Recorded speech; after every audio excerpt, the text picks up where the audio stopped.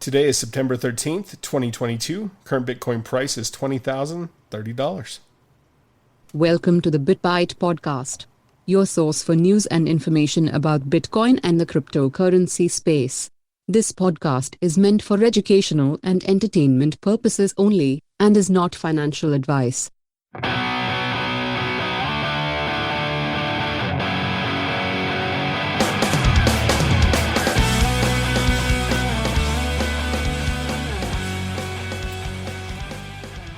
What's going on, Rick?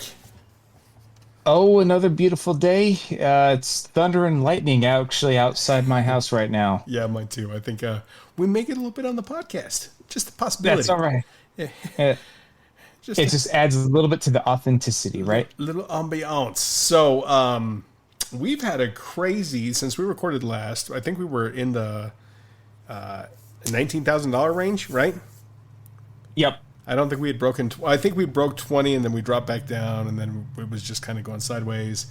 And then we had a crazy run up. Got up to right around $22,781. I saw $22,800 on some things, and then boom, it dropped down. And I saw that actually when I got to work this morning, and I knew CPI numbers came out. I was like, "There's no way." Exactly. Now, what I didn't know was what the CPI numbers were. Well, and we kind of had a guess last time. I think I was saying they're going to be kind of close to what they were before, and not a whole lot lower, but probably maybe a little bit higher, I think is what I said. I don't know. You can go back and listen to me, but I think I was at least spot on. You weren't too far off from me either. No, that's what you're. I figured, like, I didn't think we would see an exorbitant drop, but I mean, we did see a drop. It just wasn't what the market was hoping for. Exactly, especially with gas prices still dropping. Yeah. And with all things considered, I mean, if you took out gas and the fact that it was dropping, that shows that the inflation is still increasing. Yep. Yeah. We saw basically we were at, I want to say 8.6 for July's numbers. And I think everybody was kind of predicting that we were going to be at 8. Like they thought we would be at a solid 8 for CPI for August. And instead it came in at 8.3. So we saw a reduction, but not quite the reduction that they were hoping for, which means for sure the Fed's still going to raise interest rates. I don't know if they're going to do a full 100 basis points or if they're still going to just keep it at 75 basis points. You know what I'm saying? Yeah. Well, I think they're still going to do the 75. But if they go full hog and go 1, I don't know. It's going to be some scary numbers. That's the sky is falling type situation in the markets, I think. Yeah, no, I think that was what was building some of that exuberance. I mean, there's a few things going on in the macro space. The DXY had dropped. I mean, 'cause that's always an interesting thing too. When that dollar price index keeps on going down, and then Bitcoin and the other asset markets start to pump because of that. So just some high points of this. Inflation came in faster than expected in August, even as gas prices fell. Inflation report dampens Biden's attempt to celebrate the economy. Markets plunge on higher than expected inflation numbers. Because you had brought up, was it the NASDAQ? What market were you talking about earlier? Dow lost 1,200 points today. Yeah, and that was a pretty sharp drop off. Rapidly rising rents could pose a problem for the Fed. Jump in grocery prices is pinching consumers. And then gas, and that's the important takeaway, right? Like what we're seeing at the pump. It's kind of funny, it keeps on dropping down as we get closer to the election time. Gas prices have fallen for 91 straight days, relieving some inflationary pressure, but that's not enough. Yeah, it's showing that even with gas coming down, the other inflationary pressures are still going up. Yep. So that's not a good thing for the economy and for, the Democrats and Biden in general. No, not at all. And then, we saw that huge, we basically went from almost 23,000. I mean, you could almost call it that, but we'll just call it 22.8 this morning, all the way down to, well, now it's at $20,318. And depending on what the Fed does, which I think the Fed meeting will either be, I think it's next week, the FOMC meeting. If they hold true to the 75 basis points and don't go more than that, I think we could see, I mean, because what typically tends to happen is if the market was, and it's so stupid, they're waiting on one group of people to say something to determine whether or not prices are going to go up or down, right? Yeah, it's kind of crazy how much power Jerome Powell has, Yeah. right? I mean, and that's all he's got to say is like, or, release these numbers, and Bitcoin is doing fine. And then all of a sudden it's like, we got to draw back down. Why? You can keep going. In a couple days, the market's going to start to recover again, depending on what the Fed does. Yeah, no, but that's every market. It's not just Bitcoin. Yeah. It's every market. Well, and the thing is there's more volatility right now with the crypto space, with Ethereum, their next version that's coming out. And I mean, it could be out right now for all I know. Yeah, no, it's not out yet. It's supposed to be earlier today. It was like a day and like 4 hours away. So, I mean, probably at this point, it's a few hours away. So, and that's going to be an interesting watch. We've talked about this just slightly, but I mean, the merge, basically they're going from proof of work to proof of stake. They're switching from the way that Bitcoin actually solves to proof of stake. All kinds of rumors are flying out around about that. They're saying that there's already a controlling majority that have 51% of the coin staked. So they're going to get to determine what's going to happen with the proof of stake tokens or with the protocol itself. I don't know how much of that's FUD, because you do have a lot of Bitcoin maximalists that are like, oh yeah, no, you can't trust that Ethereum thing. But I mean, it's very possible. Like when you control that much of the coin supply, right? You could determine proof of stake. Like you could determine the way that the Ethereum is going to work, which is the scary thing about proof of stake. But yes, we need to do a deep dive into proof of work versus proof of stake sometime soon. Yeah, we do. Well, yeah, we need to do a deep dive on a lot of things. But yeah, no, for sure. And then, I mean, the interesting thing about that too is that the possible return on investments for people that can stake, if they have deep pockets, they're talking about 10 to 15% annually. Wow. From staking. Yeah, that's crazy. That is crazy. I mean, that's just legit from creating, basically securing the network is what they're going to be doing, right? That's the new version of mining for them. So if you've got the coin and you can do it, you can just... Yeah. But how big does your rig have to be to do that? You don't have to have a rig for that. You just got to have the coin. I mean, obviously, you're going to park it within the network itself, and I think basically you have to run a node at your home, but it doesn't require any computing power, really. That's the big thing, right? Like everybody's going to want to be carbon neutral and all that stuff. That's why Ethereum's like, look what we did. Bitcoin needs to do the same thing. I just don't know if I agree with that. Yeah, that's kind of selling out to the globalists, in my opinion. Yeah.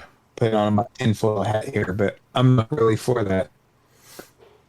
Something I did want to bring up, and I don't know, we didn't talk about this yet, but it sounds like there was some positive spin put on Biden's crypto report for Bitcoin. Okay, that's news to me. Tell me about it. Basically, I didn't have this up as one of the articles I wanted to talk about, but basically what they're saying is that they're seeing a positive effect on greenhouse gas emissions due to using the flared gas for mining. Really? Yeah. Because, well, I guess, usually historically, when I'm kind of coming from an oil and gas background, but when the drillers in, say Texas or southern New Mexico, when they drill down and they're looking for that oil, they're pulling up a lot of oil, but they get some natural gas that comes up at the end of the process. And to them, that's almost like waste. Mm-hmm. They don't care about that. Right. And so, back in the day, they would just flare that off. They're not allowed to do that nowadays, just flare it off. But if they can put that natural gas to some type of use, I guess, some type of mining operation, that would probably be better than nothing, right? Yeah, well, and they are seeing that kind of a result, I guess. I mean, because there are a lot of people doing that. And there's a lot of miners that are actually, especially in the United States, that are setting up close to renewable energy sources of some type. like we've talked about this. They want the electricity as cheap as possible. Yes. Which kind of leads into our next little thing here that I had up. Bitcoin hit an all-time high with their hash rate. Yeah, I saw that. An all-time high just came in. Yeah, and that's so high, in fact, that if it keeps up at the current trend, they're saying the halving would happen almost a quarter sooner than what was expected.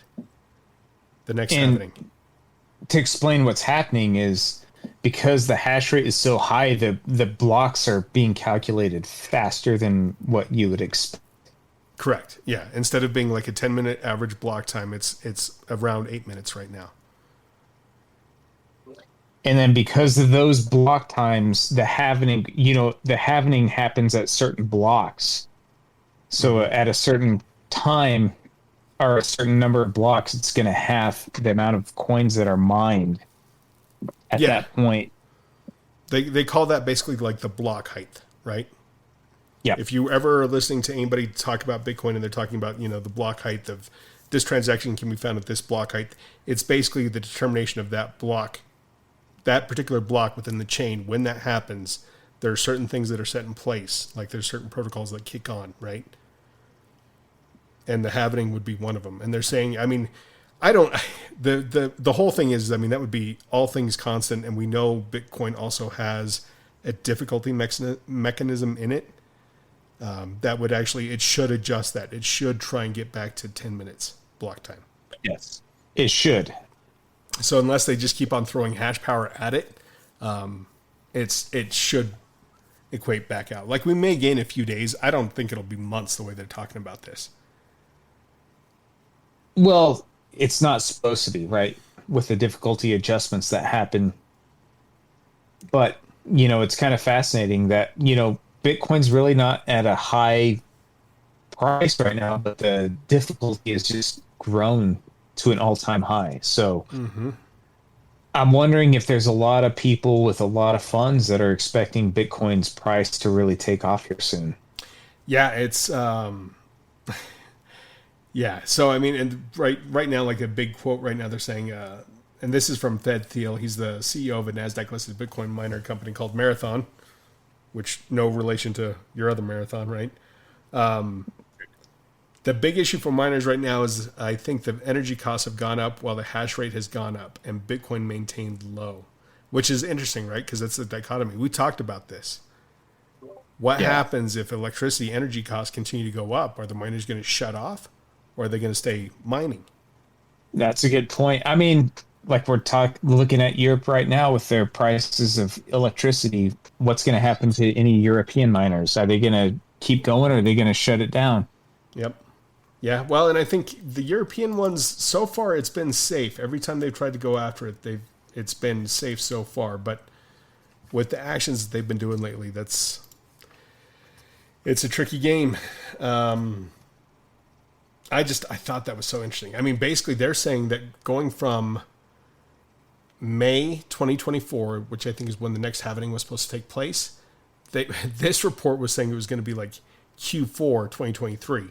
I don't think that'll happen. I think maybe if it can keep it up, I'd say maybe March.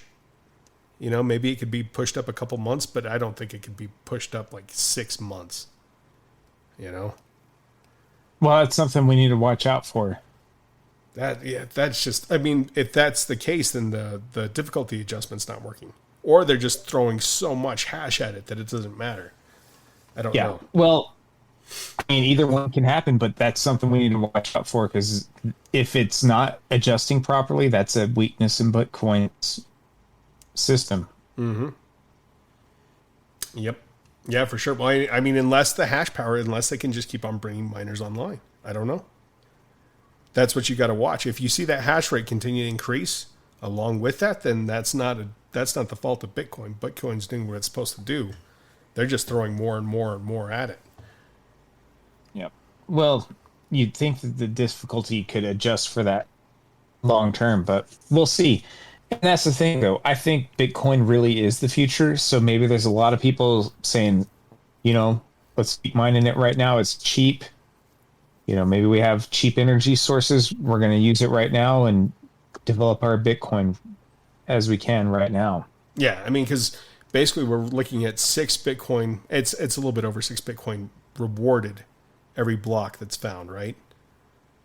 So Yeah. even at current prices, that's what, $120,000. Yeah. However, when the halvening happens, that's 3 Bitcoin. That's a pretty sharp reduction that you're going to see, right? So, anyways, Well, according to the Bitcoin schedule, like there's going to be 20 million Bitcoins mined by 2025. Am I thinking about that correctly? And then the last 115 years is going to be the last million. yeah, something like that. I mean, I want to say we're already at like 85% or something like that already mined. We're close to that number. Like, I can't remember. And we may be at 18 million right now, currently mined already. And maybe it's more than that. But, I mean, you could do the math on like 3 million or 3 coins every 10 minutes, throughout a year for the next 4 years after this next halvening. What does that get you, within a year? Yeah. But yeah, so yeah, that final push out, like once we get from the halvening from 2024, the next one will be in 2028. I mean, that's going to go from 3 to 1.5 Bitcoin roughly, maybe 1.8 or something like that. And then after that, from in 2032, you're looking at less than a Bitcoin every 10 minutes. I mean, that track is coming quick. Yep. You know what though? If things hold to the general, I mean, things are always bouncing back and forth, but if the general trend holds, it's going to be still worth it at that point. Yeah, no, for sure. I'm not saying it's not, but and that's the thing though. Like right now, where it's at $20,000. Mm-hmm. If things keep going crazy as it is, we're going to look at $20,000 as unbelievably on sale. Oh yeah, and I mean when you think of $69,000 Bitcoin, $20,000 is on sale, right? Yeah. Well, I've been seeing different forecasters like Kathy Wood saying that there's going to be a 60-time increase in Bitcoin's value shortly. Yeah. And 60 is no joke. Yeah. I saw something that was a little bit less optimistic, but they were saying at least Bitcoin every year from here on out is going to gain at least 2.5%. 2.5x every year for the foreseeable future. So 2.5%. That's 250%. Yeah, at 2.5x, not 2.5%, but 2.5x. Yeah. So 250% increase from here on out for the next every year for the foreseeable future, basically. Granted, we're not financial advice. We don't know if that's going to happen, but I can foresee that potentially happening. Yeah. Yeah, and kind of tying into that too, like people stacking up coins, MicroStrategy's at it again. Yeah, and the ball's on Michael Saylor. They set up a stock sale, Class A stock, to reach 500 million in stock to buy more BTC. Now, given not all of that is going to go towards BTC, I think some of it's going to go towards some other costs, but that's still they are still stacking. Like they have got a ridiculous amount of Bitcoin. I don't know if they have the full number in here, but I want to say it's like 128,000 Bitcoin is what they've got as a company. And they're going to just add more to that stack. That is crazy, dude. That's a lot of Bitcoin. And that doesn't count what Michael Saylor has on his own. No. That's just what the company holds. So, I mean, if you're interested in buying Bitcoin, you don't want to buy Bitcoin directly, just buy MicroStrategy stock. What is their price at right now? Probably not good. I don't think anything's good right now. Let me see. And it's being done. They are at $231.25. Wow. At a certain point, if Bitcoin takes off, maybe it'll be more profitable to own MicroStrategy stock than even Bitcoin because they'll have so much of it. Yeah. Yep. Yeah. It's interesting for sure. And then the last thing I was going to bring up here too is Fidelity is considering offering Bitcoin to its 34 million customers. And knowing the way that kind of these business markets work, if they're willing to offer the Bitcoin now to retail, that means their high finance customers have already been buying, and they've been buying over the counter. And if you know anything about buying over the counter Bitcoin, it doesn't move the Bitcoin price. And why is that? Because they're buying it. It's kind of peer to peer off the back. It's not going through the exchanges, right? So all they're doing is reducing the supply at the current price without driving the price up. Okay. It's because you're rich and you can do it. It's if you ever look at the over-the-counter stock prices or anything like that, that's what they do, right? They're not buying off the regular exchanges where we all have to go through. They buy over the counter on the backside. And when they do that, they buy it up and they don't have to move the price. Because it was never on the table to begin with, right? Like on that, because I mean, when you look at your exchanges, they have a certain amount of Bitcoin that they can sell you. And that's what bids the prices up and down. But then when they could be buying directly from miners, those types of things. Mm-hmm. It's just basically what they call over-the-counter trading. That's like, so if Fidelity's going to start doing that, I've heard a lot of rumors that other banks are going to start offering this here pretty soon. That means the banks and those types of places have been buying Bitcoin on the back end. Because they can't, to use a stupid, metaphor, right? If you want to sell oranges, what do you have to buy first? Or grow? Oranges. Yes. You cannot sell Bitcoin without already having Bitcoin. So they've been socking this stuff away.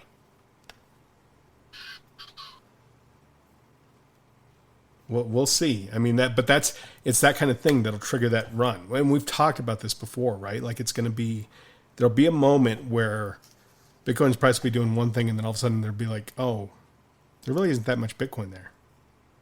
And what does that do? Prices go ridiculous. Yep. So, anyways, was there anything else you want to bring up or talk about on this one?